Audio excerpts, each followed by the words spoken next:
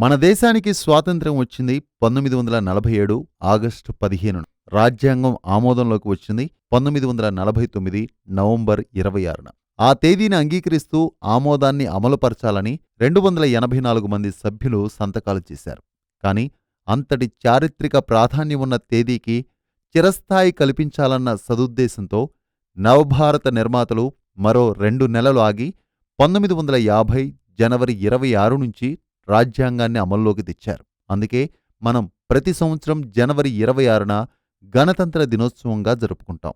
వాస్తవానికి మనం సంపూర్ణ స్వరాజ్యాన్ని 1930 జనవరి 30న జరుపుకునేవాళ్లం. ఆ రోజున పాకిస్తాన్ భారత ఉపఖండంలో భాగంగా ఉన్నప్పుడు పాకిస్తాన్ పంజాబ్ ప్రావిన్స్లోని లాహోరు వేదికగా తొలిసారి మన త్రివర్ణ పతాకం ఎగిరింది. ఆ రోజున కాంగ్రెస్ సమావేశంలో దేశవ్యాప్తంగా అనేక మంది కమ్యూనిస్టులు, సోషలిస్టులు తదితరులు పాల్గొని సమిష్టిగా స్వరాజ్య సాధనకు కృషి చేశారు. నెహ్రూ సారథ్యంలో రవి నది ఒడ్డున త్రివర్ణ పతాకం ఎగురవేసి భారతీయుల సంకల్పాన్ని బ్రిటిషర్లకు గట్టిగా వినిపించారు.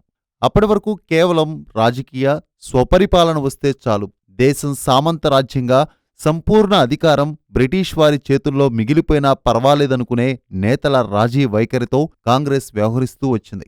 సోవియట్ విప్లవ స్ఫూర్తితో కొన్ని కమ్యూనిస్ట్ పార్టీలు దేశానికి సంపూర్ణ స్వాతంత్ర్యం సాధించడంతో పాటు దోపిడీ ఇంకా పీడనలేని కష్టజీవుల రాజ్యమైన సోషలిస్టు సమాజాన్ని స్థాపించడానికి కంకణం కట్టుకున్నారు. దానికోసం ప్రజలను వర్గ ప్రజా సంఘాల్లో సమీకరించి అనేక వీరోచిత పోరాటాలు నిర్వహించింది.